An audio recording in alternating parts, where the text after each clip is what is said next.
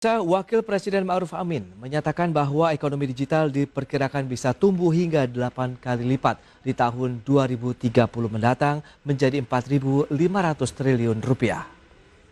Ya, salah satu pendorongnya adalah perkembangan financial teknologi atau fintech di Indonesia. Ekonomi digital diperkirakan tumbuh 8 kali lipat di tahun 2020. Dari sekitar 600 triliun akan mencapai 4.500 triliun menurut estimasi Kementerian Perdagangan. Kemajuan fintech yang terjadi saat ini adalah momentum berharga yang harus kita manfaatkan. Indonesia harus segera membangun kerangka tata kelola fintech yang mampu mengikuti pesatnya perkembangan teknologi, menjamin kepastian dan perlindungan hukum termasuk keamanan cyber keuangan digital serta meningkatkan daya saing Indonesia sebagai negara tujuan investasi digital. Demikian penegasan dari Wakil Presiden Kiai Haji Ma'ruf Amin yang meyakini ekonomi digital di tanah air akan terus tumbuh pesat, yang diprediksi mencapai 4.500 triliun rupiah di tahun 2030 atau meningkat hingga 8 kali lipat. Ya, pandemi COVID-19 yang terjadi tidak hanya terjadi di Indonesia, telah mendorong digitalisasi di semua lini kehidupan, tidak terkecuali di bidang ekonomi. Hal ini seiring dengan bergesernya gaya hidup dan pola konsumsi masyarakat yang semakin erat dengan penggunaan teknologi digital, di mana perkembangan bisa dilihat dari meningkatnya transaksi mobile banking, top-up e-wallet, dan transaksi e-commerce. Di sisi lain, kesiapan sumber daya manusia yang memahami dan menguasai teknologi digital masih menjadi pekerjaan rumah yang harus segera diselesaikan, baik oleh pemerintah maupun para pemangku kepentingan lainnya. Sehingga pemanfaatan teknologi digital bisa bermanfaat bagi masyarakat luas dan menumbuhkan ekonomi, bisnis, keuangan, serta perbankan digital di tanah air. Dari Jakarta, Tim Liputan IDX Channel. Ya, pemirsa, untuk membahas tema menarik pagi ini terkait dengan tahun 2030, ekonomi digital diprediksikan akan tumbuh hingga 4.500 triliun rupiah. Kita sudah tersambung bersama dengan Bapak Heru Sudadi. Beliau adalah Direktur Eksekutif Indonesia ICT Institute. Selamat pagi, Pak Heru. Ya, selamat pagi, Mas Pras. Ya, Gimana salam kabar? sehat, Bapak. Sehat. Yes, terima kasih juga atas waktu yang diberikan, dan sebelum membahas lebih jauh ya terkait dengan perkembangan dari ekonomi digital di Indonesia, mungkin Anda bisa update terlebih dahulu dari kondisi terkini, Pak. Ekonomi dan juga keuangan digital Indonesia saat ini sudah sampai mana kondisinya? Jadi kalau kita lihat perkembangan ekonomi digital Indonesia di 2021 ini cukup menggembirakan gitu ya. Angka kita menurut penelitian Google, Temasek, dan Brand Company ya menunjukkan bahwa kita mencapai 70 miliar dolar di 2021. Ini artinya ada kenaikan sekitar 49% dibanding tahun sebelumnya gitu ya, year on year. Sehingga kalau kita harapkan di 2025 sebagaimana target pemerintah, ini kita harapkan bisa tercapai, dan terutama juga tadi apa yang disampaikan Bapak Wapres gitu ya, bahkan kita harusnya bisa melebihi nih target-target yang disampaikan pemerintah gitu ya, karena betapapun masyarakat ini juga sekarang ini sedang euforia juga menikmati segala macam layanan digital, termasuk juga berkah dari masa pandemi gitu ya. Itu dia, bisa dikatakan pandemi COVID-19 ini justru menjadi berkah tersendiri tentunya Pak Heru untuk perkembangan industri digital, kemudian berlanjut kepada keuangan dan ekonomi kita. Ya, memang di satu sisi pandemi COVID-19 ini merupakan musibah yang memang juga membuat segala macam sektor juga agak lumpuh gitu ya. Betul. Tapi memang beruntung kita memiliki satu sektor yang tumbuh saat ini karena dengan keterbatasan jarak gitu ya, kemudian juga mobilitas orang segala macam dibatasi, tapi dengan pemanfaatan digitalisasi ini justru orang makin bergairah gitu ya. Semua pembelajaran secara online bisa kita lakukan, kemudian juga kita tetap bisa bekerja dari rumah, termasuk juga ini nih berdagang, kemudian juga berbelanja dari rumah nih lewat e-commerce, dan juga nampak juga meningkat ini kan juga ada e-health-nya juga meningkat gitu ya, kemudian juga tentunya adalah financial technology gitu ya. Baik, tapi kalau kita bandingkan kinerja ekonomi digital tahun 2021 ini dibandingkan dengan tahun sebelumnya, menurut Anda seperti apa? Apakah mengalami peningkatan yang signifikan perkembangannya? Ya, kalau kita lihat dibanding sebelumnya ada peningkatan 49% gitu ya dari laporan ekonomi di Southeast Asia 2021 yang tadi disampaikan oleh Google Temasek gitu ya. Sehingga memang ada peningkatan yang artinya kita on the track lah untuk menuju dan mencapai target pembangunan ekonomi digital di 2025. Tapi memang kalau kita lihat kan 2025 ini kan angka kita kan masih sangat nggak terlalu optimis lah gitu ya, 135 miliar dolar. Kalau hitung-hitungan kita kan harusnya bisa ditingkatkan menjadi 200 miliar dolar di 2025. Tadi kalau disampaikan Pak Wapres bisa mencapai 4.500 miliar dolar di 4.500 triliun di 2020 gitu ya. Ya kita harapkan juga ini bisa lebih meningkat lagi menjadi 5.000 triliun di 2030. Tapi sekali lagi kan memang ini baru sebatas prediksi di atas kertas, tapi yang penting itu adalah bagaimana kita bisa mendukung dan mencapai angka tersebut gitu ya. Termasuk juga bagaimana konten lokal ini juga bisa diikutsertakan dalam pembangunan ekonomi digital di Indonesia.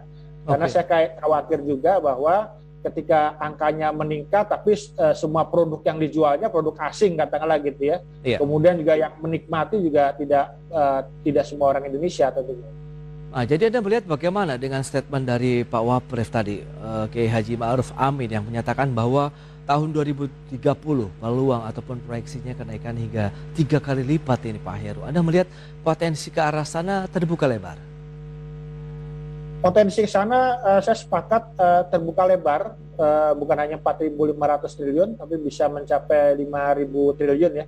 Karena kalau hitungannya misalnya kita bisa mencapai 200 miliar dolar di 2025, artinya kan bisa mencapai 400 miliar dolar di 2030. Betul. Ini bisa mencapai 5.600 triliun gitu ya. Tapi kalau misalnya 4.500 triliun ya oke lah gitu ya. Cuman masalahnya adalah sebenarnya kita tidak hanya bicara angka sebenarnya.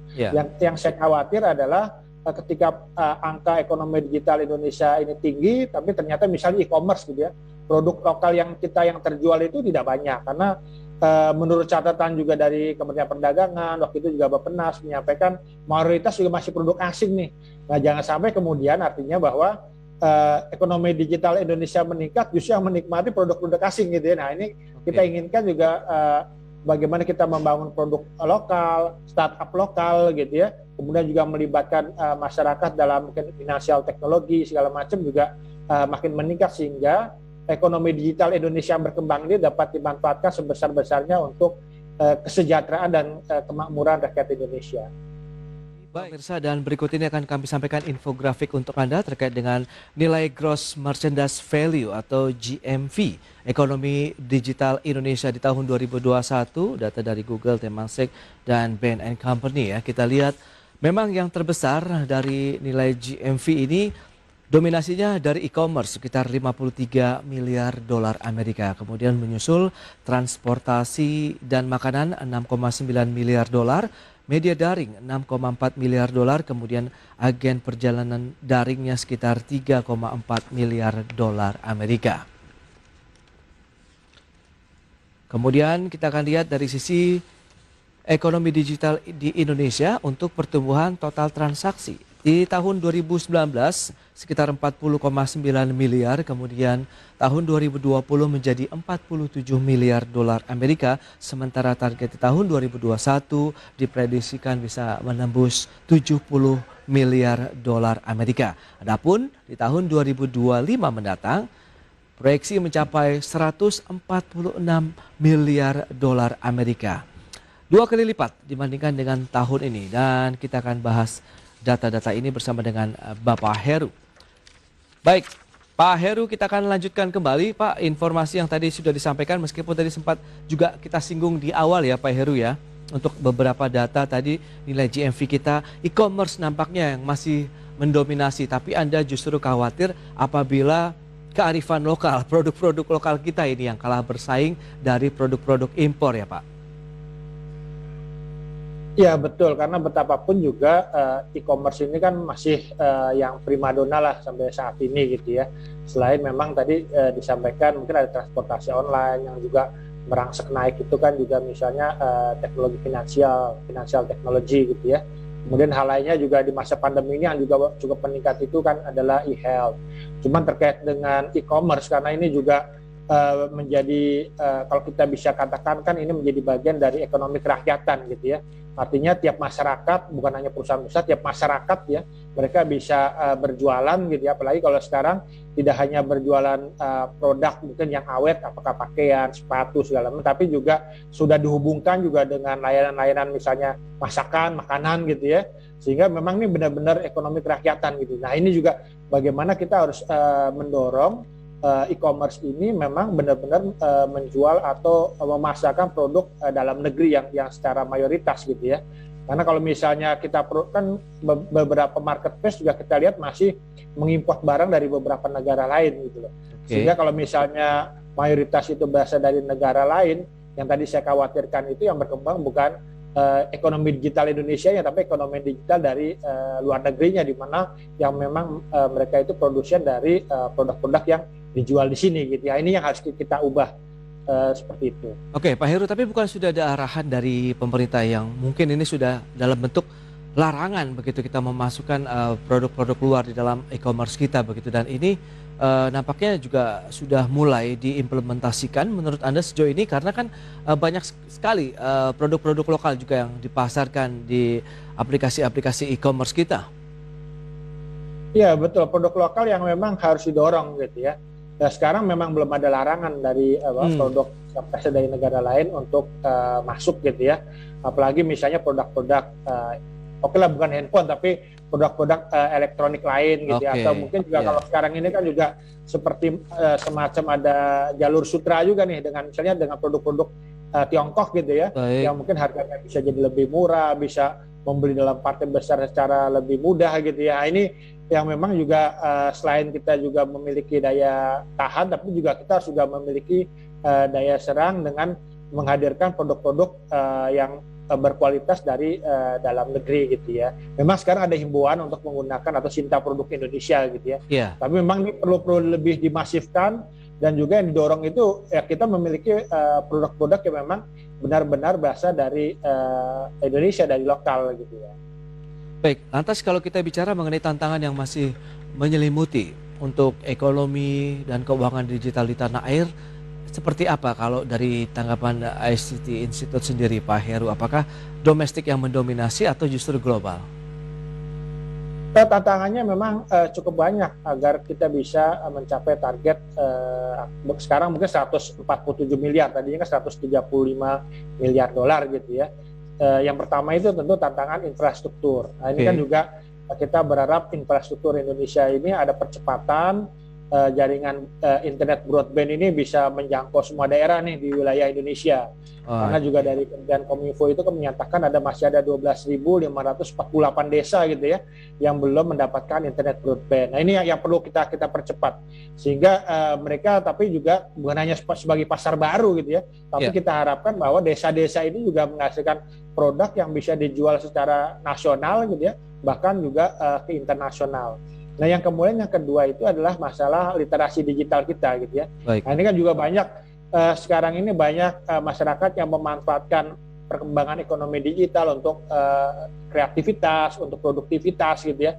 Tapi juga banyak juga yang mungkin juga di sisi lain juga ada menjadi korban juga nih. Katakanlah misalnya terkait dengan pinjaman online ilegal segala macam juga. Nah, ini yang perlu kita juga kita literasi, kita cerdaskan masyarakat kita gitu. Dan tentunya juga yang perlu dikembangkan ini adalah bagaimana kita menghasilkan produk Indonesia, bangga menggunakan produk Indonesia, dan tentunya juga produk Indonesia ini bisa bersaing nih.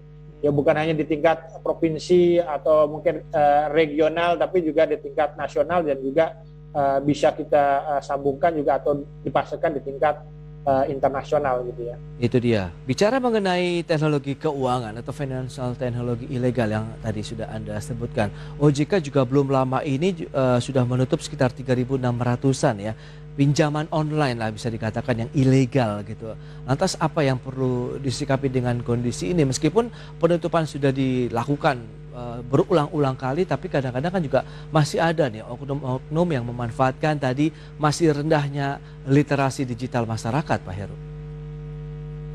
Ya memang betapapun katakanlah pinjaman online ini kan di satu sisi memberikan manfaat juga bagi masyarakat. Kenapa? Karena untuk mendapatkan misal pinjaman dari perbankan itu kan tidak mudah. Betul. Kita butuh 100 juta, mungkin agunannya itu harus 200 juta kan gitu ya. Kemudian juga prosesnya juga panjang. Sementara pinjaman online ini kan memangkas birokrasi, memudahkan orang untuk meminjam gitu ya. Cuman memang kendala lainnya adalah masyarakat juga perlu diedukasi, diliterasi bahwa pinjaman itu harus bersifat produktif gitu ya. Karena betapapun juga ini pinjaman yang harus juga dikembalikan gitu ya, bukan hadiah. Betul. Itu yang pertama. Kemudian kedua itu tentunya adalah bahwa sekarang ini juga perlu pemantauan nih. Walaupun memang sudah banyak juga pinjaman online ilegal yang kemudian juga diberantas lah gitu ya. Apalagi setelah Pak Jokowi agak gerah juga nih dengan pinjaman online yang juga meresahkan masyarakat gitu ya, sehingga ya ini perlu kita apresiasi. Tapi memang pinjaman online ini pemantauannya tidak mungkin mingguan atau bulanan, tapi hari ke hari nih, karena yang mungkin ilegal itu akan mati satu tumbuh 1000 ya, saya khawatir gitu ya, harus ketika ada sesuatu yang melanggar langsung kita tutup. Termasuk juga mungkin pinjaman online yang legal, karena kalau kita lihat kan masalah dari pinjaman online ini kan masalah yang pertama itu kan bunga gitu, apalagi bunga berbunga. Kalau bunganya mungkin dalam tataran yang mungkin tidak beda jauh dari perbankan segala macam, oke lah gitu. Tapi kalau kita lihat kan bunganya ini sangat tinggi. Nah ini yang juga mungkin teman-teman di OJK perlu juga mengatur nih bagaimana sistem bunga dari pinjaman online gitu ya, agar memang satu pinjaman online berkembang, tapi juga masyarakat juga terlindungi gitu ya. Baik, Pak Heru, tapi kalau kita lihat dengan kondisi seperti ini, apakah perlu ada penguatan regulasi dan juga literasi yang harus dikuatkan lagi nih dari pemerintah dan juga para pemangku kepentingan industri keuangan di Indonesia? Saya pikir iya, jadi pemerintah khususnya Bank Indonesia dan otoritas jasa keuangan tidak bisa juga melepaskan pengaturan industri ini kepada asosiasi gitu ya. Ya memang kalau dalam agar ekonomi digital lebih berkembang itu kan memang light touch regulation. Kalau bisa diatur oleh asosiasi itu baik bagus gitu ya. Tapi kan masalahnya adalah ketika asosiasi ini kan juga kadang-kadang juga agak susah nih untuk memberikan sanksi pada anggota-anggotanya gitu loh. Sehingga memang diperlukan satu intervensi dari pemerintah untuk mengatur secara lebih tegas, lebih jelas gitu ya, termasuk juga sanksinya juga harus tegas juga bila mana ada pelanggaran-pelanggaran yang menyebabkan kerugian di sisi masyarakat. Dan di sisi masyarakat. Iya Pak, reward dan punishment seperti apa yang diinginkan berguna tentunya bagi masyarakat dalam melindungi dari penyalahgunaan digitalisasi begitu. Kita bincangkan bersama dengan Bapak Heru Sutadi. Beliau adalah Direktur Eksekutif Indonesia ICT Institute. Dan Pak Heru, tadi kita tertunda terkait dengan reward dan punishment.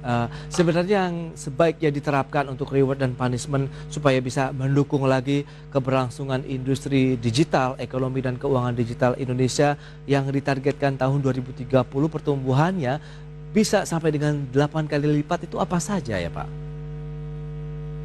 Jadi terkait teknologi finansial ini kan terbagi menjadi dua bagian besar gitu. Ada namanya e-wallet yang untuk pembayaran dan juga pinjaman online. Saya pikir memang pemerintah perlu juga menyiapkan skema terkait bagaimana memberikan reward atau apresiasi bagi perusahaan rintisan gitu ya, atau aplikasi yang juga secara positif mendorong program pemerintah. Karena betapapun juga kayak misalnya e-wallet atau payment gitu ya, atau pembayaran atau uang saku gitu ya, ini kan juga mengurangi juga beban Bank Indonesia untuk menyediakan uang cash gitu ya. Karena ternyata untuk membuat untuk menyediakan uang cash itu harus disediakan uang juga gitu loh. Jadi ini kan juga cukup memangkas uang cash kita gitu ya. Dan di sisi lain juga tentunya terkait dengan pinjaman online juga kan nggak semuanya nakal. Ada juga yang mungkin juga secara positif memberikan bantuan pinjaman kepada UMKM gitu ya di berbagai pelosok Indonesia dengan mungkin juga tidak serta-merta dengan bunga tinggi, tapi juga mungkin juga bagi hasil segala macam. Ini juga perlu diapresiasi, sehingga kalau saya melihat kalau misalnya ada perusahaan-perusahaan seperti itu harus juga diberikan satu dorongan dan juga mungkin fasilitas dari pemerintah untuk misalnya menyediakan misalnya kredit usaha rakyat gitu ya yang memang disupport oleh pemerintah. Sementara itu bagi perusahaan-perusahaan aplikasi yang mungkin agak nakal gitu ya, membuat masyarakat jadi korban. Nah ini harus juga seperti industri perbankan gitu ya, kan mereka kalau misalnya ada pengurusnya yang nakal atau apa kan juga masuk dalam blacklist atau daftar hitam gitu ya. Dan juga tentunya juga masyarakat juga harus ada juga keterbatasan nih. Kita pernah mendengar misalnya masyarakat ada yang meminjam pinjaman online misalnya sampai puluhan aplikasi gitu kan. Nah ini kan juga sebenarnya juga agak aneh, ini kok bisa seperti itu, karena sebenarnya kan semua peminjaman itu kan harusnya tercatat gitu ya, kecuali memang orang tersebut menggunakan data palsu gitu ya. Tapi kalau misalnya menggunakan data palsu segala macam, ya ini kan juga ada aturannya bahwa itu kan juga perbuatan yang sebenarnya juga dilarang gitu ya. Mungkin demikian Mas Bro. Oke, tapi kalau kita lihatlah misalnya begitu Pak Heru dengan kondisi saat ini, masyarakat kita sudah siap belum sih kalau kita masuk gitu ke dalam era digitalisasi dan keuangan digital saat ini? Ya memang masyarakat kita itu cukup beragam gitu ya. Ada memang masyarakat kita sudah hari ke hari menggunakan perangkat digital, menggunakan layanan digital gitu ya. Tapi juga ada mungkin masyarakat, apalagi misalnya Indonesia bagian timur gitu ya, masyarakat yang 3T gitu kan, ini perlu diedukasi, diliterasi bagaimana mereka secara positif bisa memanfaatkan perkembangan digital ini untuk produktivitas, untuk kreativitas, untuk lebih mencerdaskan masyarakat kita gitu ya, dan juga mendorong ekonomi kerakyatan tadi yang saya sampaikan. Tapi tentunya memang juga perlu kerja keras semua lah gitu ya. Betul. Kita harus membahu masyarakat, industri, mungkin kalangan kampus gitu ya, LSM segala macam agar memang masyarakat ini menjadi bagian dari perkembangan digital di Indonesia gitu. Bahkan menjadi bukan objek penderita gitu ya, tapi merupakan subjek agar ekonomi digital ini benar-benar bermanfaat bagi masyarakat dan juga bagi bangsa dan negara.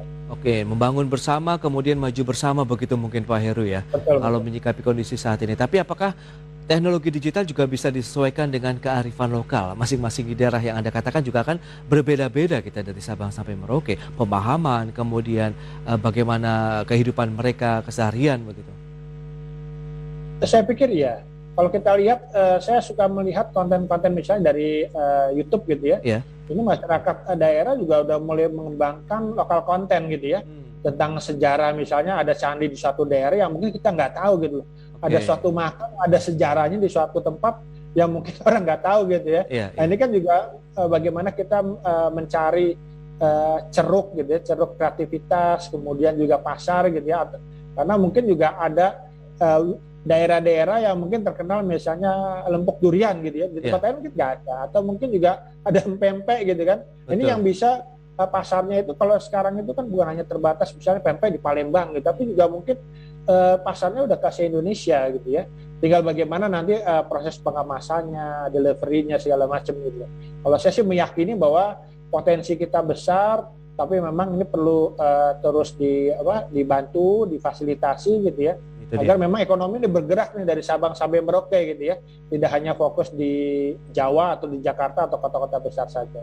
Dan menurut Anda juga aturan yang diberlakukan diterapkan saat ini oleh pemerintah regulator lah di bidang ekonomi maupun keuangan digital sudah tepat tidak? Dalam artian kita sudah membatasi nih supaya tidak kemana-mana arahnya sehingga benar-benar ujungnya adalah bermanfaat untuk masyarakat juga. Ya ada yang sudah tepat gitu ya, tapi juga ada yang mungkin juga perlu perbaikan gitu ya. Jadi katakanlah misalnya ada tingkat kandungan lokal dalam hal penyediaan ponsel gitu ya. Oke. Ada mungkin pabrikan ponsel yang kemudian mereka membangun pabrik nih di sini gitu ya, atau mungkin ya minimal perakitan lah. Karena kalau kita lihat dengan mereka bangun pabrik, perakitan kan artinya ada lapangan kerja yang terbuka bagi masyarakat Indonesia gitu ya. Kemudian juga proses marketingnya juga kemudian ditangani Indonesia gitu ya. Nah cuman juga ada mungkin pabrikan yang kemudian nggak perlu bangun pabrik nih. Nah ini kan yang mungkin juga ketika ada satu aturan, tentu juga aturannya ini harus berlaku untuk semua nih. Jadi nggak boleh ada satu diskriminasi gitu ya. Dan juga memang dalam sebuah aturan itu tentunya ketika akan membuat aturan harus juga melibatkan banyak orang nih, banyak masyarakat, banyak stakeholders gitu ya. Karena kalau misalnya hanya dari pemerintah, mungkin juga nanti aturannya nggak applicable juga di kalangan industri maupun di masyarakat gitu ya. Sehingga memang harus ya tata kelola landscape industri digital ini harus diperhatikan, dan nampaknya sekarang agar lebih mendorong ekonomi digital ke depannya mungkin perlu ada revisi lah di sana sini gitu ya. Oke, optimisme Anda terakhir bagaimana untuk melihat perkembangan industri digital, ekonomi dan keuangan digital Indonesia ini Pak Heru?